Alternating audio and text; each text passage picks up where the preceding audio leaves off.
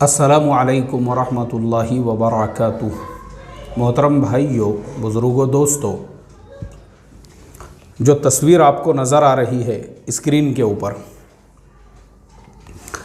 वो तस्वीर ख़ुद अपने अंदर पूरी क्या पूरी कहानी बयान कर रही है। और वो एक तस्वीर हमारे समाज, हमारे मुआशरे की हकीकत को बयान कर रही है। वाकई में भी आज हमारे मुस्लिम समाज में यही हो रहा है, यही हो रहा है। ये हकीकत है ये हमारे समाज की कि एक बाप को जब उसको अपने बेटी को विदा करना होता है तो उससे पहले उस बेचारी दुल्हन के ऊपर यानी इतना बोझ होता है। ये जो गाड़ी आपको नज़र आ रही है और गाड़ी में जहेज़ का सामान और उसी के साथ में दूल्हा और वो दुल्हन उस गाड़ी को खींच रही है।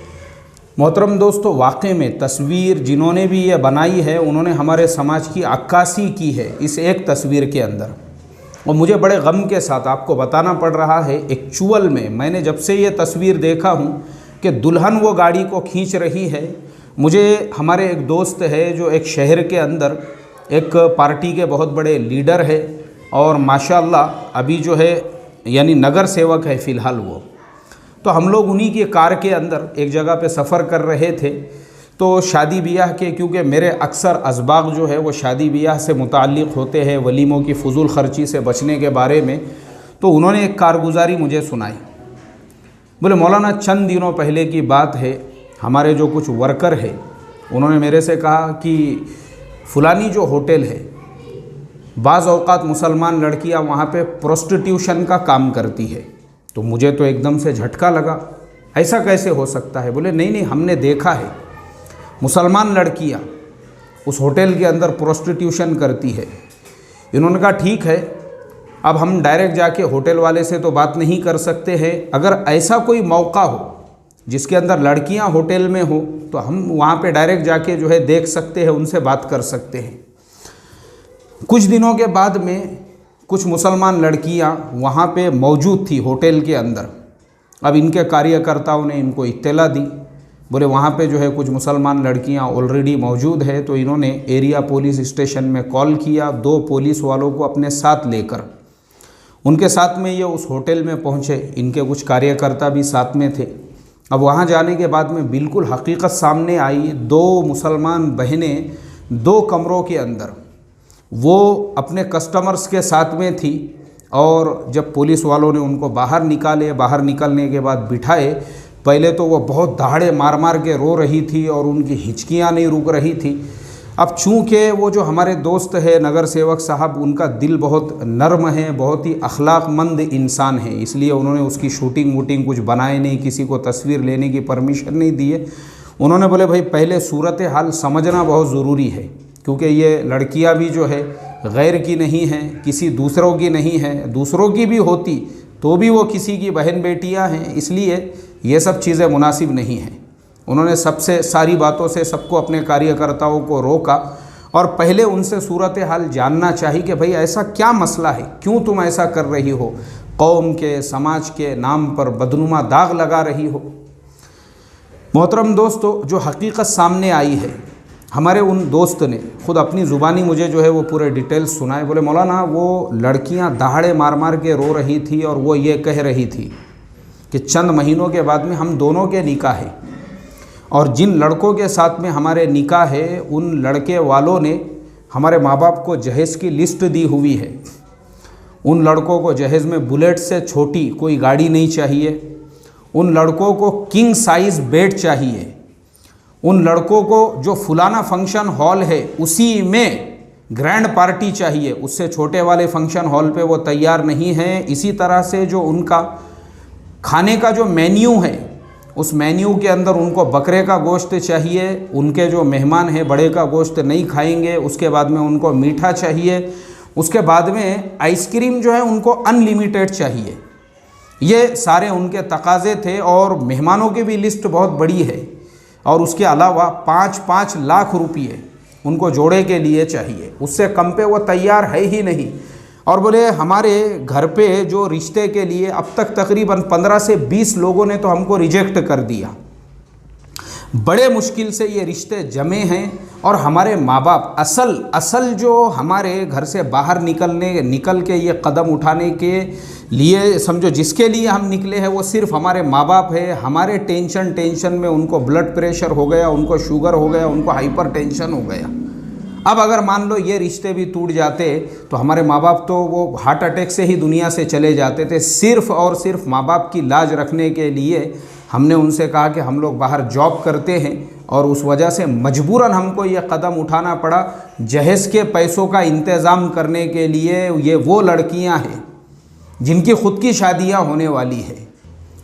मोहतरम दोस्तों, मुझे आप बताइए ये वाक़या हमारे समाज के चेहरे पे बदनुमा थप्पड़, बदनुमा दाग है या नहीं है। और मुझे हैरत, सबसे ज़्यादा हैरत इस बात की होती है वो लड़के जिन्होंने ज़िंदगी भर अपने माँ बाप के कपड़े पहने हैं, शादी के वक्त में अगर वो लड़की वालों से जोड़े का तकाजा करके उनके कपड़े पहन रहे हैं, शर्म की बात है उनके लिए। और 5 लाख रुपये में कौन सा कपड़ा सिलवा रहे हैं ख़ुद के लिए या पूरे महल्ले के लिए या पूरे गांव के लिए। अल्लाह माफ़ करे मोहतरम दोस्तों। और ये जो है ना, ये जितने भी भिखारी है ये जिन्होंने ज़िंदगी में कभी बकरे का गोश्त नहीं खाए थे, मैं जब भी ये सब दावतों के बारे में सुनता हूँ मैं यही सोचता हूँ, भैया ऐसे कौन से भूखे हैं जिन्होंने ज़िंदगी में बकरे का गोश्त नहीं खाए थे और बस यही इंतज़ार कर रहे थे कि लड़की वाले खिलाएंगे तो ही हम बकरे का गोश्त खाएंगे। ये कौन से ऐसे भूखे हैं जिन्होंने अपनी पूरी लाइफ में कभी मीठा नहीं खाए थे और बस लड़की वालों के मीठे का इंतज़ाम कर रहे थे। 10-10 रुपये में पाव सेर आइसक्रीम मिलता है यहाँ पे दुकानों पे। ये कौन से ऐसे लोग सहरा में और जंगल में रहने वाले हैं जिन्होंने ज़िंदगी में आइसक्रीम नहीं देखे थे, जिनको अनलिमिटेड आइसक्रीम चाहिए था। मोहतरम दोस्तों, बड़े गम की बात है ये। वाकई में ये जो तस्वीर है ना, मुझे ये तस्वीर देख के वो वाक़या याद आया हमारे नगर सेवक दोस्त वाला। और इसके अंदर अब मैं और 2 लोगों को कसूरवार समझता हूँ। जो 2 लोग अगर समाज के अंदर इस तरीक़े की हरकतें ना करें तो मैं समझता हूँ इंशाअल्लाह समाज से ये बुराइयाँ भी ख़त्म हो जाएंगी। सबसे पहले तो वो लड़की वाले जिनको लड़के वाले 10-10 मरतबा बोल रहे हैं हमको शादी करना है, हमको फजूल ख़र्ची नहीं करना है, हमको हॉल में नहीं करना है, हमारे कोई मेहमान नहीं रहेंगे। उसके बाद में भी ऐसे जो लड़की वाले हैं जिनको मस्ती आई हुई है और जैसे बहुत बड़े करोड़पति की औलाद है, जिनके बाप दादा ने ख़जाने जिनके लिए छोड़कर गए थे, लड़के वालों का मानने और सुनने को तैयार नहीं है, क्योंकि उनको सिर्फ अपने महल्ले वालों को, बिरादरी वालों को, ख़ानदान वालों को झूठी शान दिखाने का है। बस झूठी शान, भले उसके लिए सूद से पैसे लेना पड़े, उसके लिए ये ऐसे लड़की वाले भी ज़िम्मेदार हैं। और दूसरे वो लोग ज़िम्मेदार हैं जिनके साथ दीन के बड़े बड़े लेबल लगे हुए हैं, माशाअल्लाह, जिनकी ज़ाहिरी वज़ाक़ता से दुनिया उनको दीनदार समझती है। उनमें से हो सकता है कोई किसी मदरसे का मोहतमिम भी हो सकता है, शेखुल हदीस भी हो सकता है, किसी मस्जिद का ट्रस्टी भी हो सकता है, इमाम साहब भी हो सकते हैं और अपने शहर के अकाबिर और ज़िम्मेदार भी हो सकते हैं, किसी मुसलमान तंजीम के, जमात के, तहरीक के सदर साहब, सेक्रेटरी साहब भी हो सकते हैं। उन जैसे लोगों की भी जब बहन बेटियों की शादियां ऐसे बड़े बड़े फंक्शन हॉलों के अंदर आम दुनियादारों की तरह से होने लगती है और उनकी शादियों को देखकर फिर जो बेचारे गरीब होते हैं, जिनकी कैपेसिटी नहीं होती है, फिर वो सूद से कर्ज़े लेने पर और अपने घर की चीज़ें बेचकर जो है वैसे निकाह करने को ज़रूरी इसलिए समझते हैं क्योंकि वो आपको एग्जाम्पल समझते हैं।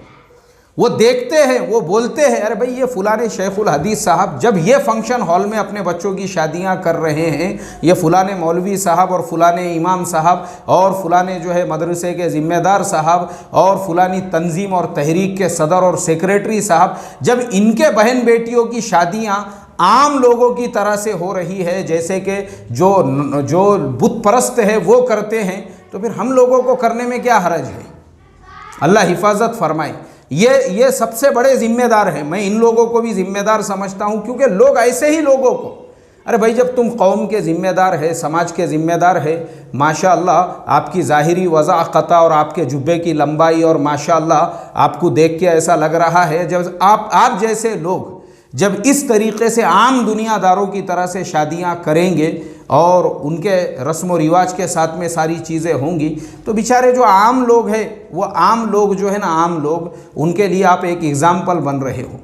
ऐसे लोगों ने पहले कंट्रोल करना ज़रूरी है। जो मदरसे के मोहतमीम या शेखुल हदीस है, उन्होंने पहले ये चीज़ों को कंट्रोल करके ये कहना ज़रूरी है कि हाँ, मैं अपने बहन बेटी या अपने बच्चों के या अपने बेटों के निकाह मस्जिद में सादगी के साथ, हमको तुम्हारी बारात नहीं चाहिए, शादी कार्ड नहीं चाहिए, हमको तुम्हारा फंक्शन हॉल नहीं चाहिए, हमको तुम्हारी दावत नहीं चाहिए, कुछ नहीं चाहिए हमको, ना तुम्हारा जहेज चाहिए, ना तुम्हारी जोड़े की रकम चाहिए। ये हम जैसे लोगों का काम है। हम अगर पहल करेंगे ना तो लोगों के लिए एक मिसाल बनेंगी और फिर आम लोग भी इस पे अमल करने वाले बनेंगे और समाज से ये बुराइयां दूर होंगी। वरना तो क्या है, एक इमाम साहब खुद मुझे अपने बेटे के निकाह का किस्सा ऐसे मसाले लगा के सुनाने लगे। उसके बाद बोले फिर हमारी 5 लग्जरियां उस शहर के अंदर जैसे ही पहुंची, हमारे इस्तकबाल में शहर से बाहर ही लड़की वाले जो है वो आ चुके थे और जैसे उन्होंने हमारे लिए बड़े फंक्शन हॉल में, बस जैसे ही हम उतरे उनके हाथों में जो है चाय के कप थे और हाथों में जो है जूस थे और थम्सअप और पेप्सी के बॉटल्स थे। उन्होंने हमारे मेहमानों का ऐसा इकराम किए, अभी हमारे मुंह भी नहीं धोए गए थे, उससे पहले ही नाश्ते का दस्तरखान लग चुका था और दस्तरखान पे ये था और वो था और वो था और वो था। वो मुझे ऐसे सुनाने लगे जैसे मैं अफ्रीका के जंगल से अभी आया हूँ और मैंने वो सारी चीज़ों के बारे में कभी सुना ही नहीं था, पता ही नहीं था। मैं आपको आम इंसान की बात नहीं बता रहा हूँ, एक इमाम साहब की बात बता रहा हूँ। तो सोचो ना, हमारे समाज, हमारे कौम के अंदर जब कौम के रहबर और रहनुमाओं का ये हाल है जो 5-5 लग्जरियों की बारात लेकर जा रहे हैं और ऐसे नमक मिर्च और मसाले लगा के वो अपने बेटों की शादियों के किस्से और कहानियाँ सुना रहे हैं, क्या करेंगे ये जो बेचारे गरीब मुसलमान हैं, जो रिक्शे वाले हैं? मुझे बताओ ना, ये लोग क्या करेंगे? या ऐसे जो आम लोग हैं जिनको दीन के बारे में समझता भी नहीं है। और एक मुफ्ती साहब वो फ़ोन करके मेरे से मसला पूछ रहे हैं और मुझे तरगीब दे रहे हैं इस उन्वान पे सबक देने के लिए। क्या उन्वान है? बोले मौलाना मैं आपके सबक बड़े पाबंदी से सुनता हूँ। मैं बोला जी हज़रत, जी फरमाइए ना। बस बोले एक आपसे रिक्वेस्ट और दरख्वास्त थी। असल में क्या है, हमारे शहर में रोज़ाना निकाह होते हैं और मैं तो रोज़ाना जाते रहता हूँ, लोगों से मेरे ताल्लुकात ही वैसे है। बोले, मैं बोला जी। अक्सर निकाहों में मैंने एक चीज़ ये देखा हूँ कि हम जब खाना खाने के लिए बैठते हैं ना तो जो तकसीम करने वाले हैं वो हमारा ख्याल नहीं रखते। मतलब जो गोश्त है और जो गरम है वो सिर्फ़ अपने जान पहचान वालों को ही देते हैं ला कर, और हमारे जैसे जो बैठे हुए हैं ना हमको गोश्त ला कर देते हैं, ना नलिया ला कर देते हैं, ना गरम खाना देते हैं। आप एक सबक इस पर भी दीजिए कि खाना बरतने वालों ने कैसे खाना बरतना चाहिए। मैंने कहा मुफ्ती साहब एक सवाल करूं क्या मैं आपसे? बोले बिल्कुल आप बोलिए ना। मैंने कहा मुझे पहले ये बताओ, इस तरीके से जो रिवाजी दावतें हैं, रिवाजी दावतें यानी रिवाज बना हुआ है ये शादियों में खिलाने का, वैसी रिवाजी दावतों के अंदर खाना खाना वो हमारे लिए हलाल और जायज़ है या नहीं? आप मुझे इसका जवाब दे दो, फिर इंशाअल्लाह मैं उस पर भी एक सबक दे देता हूँ।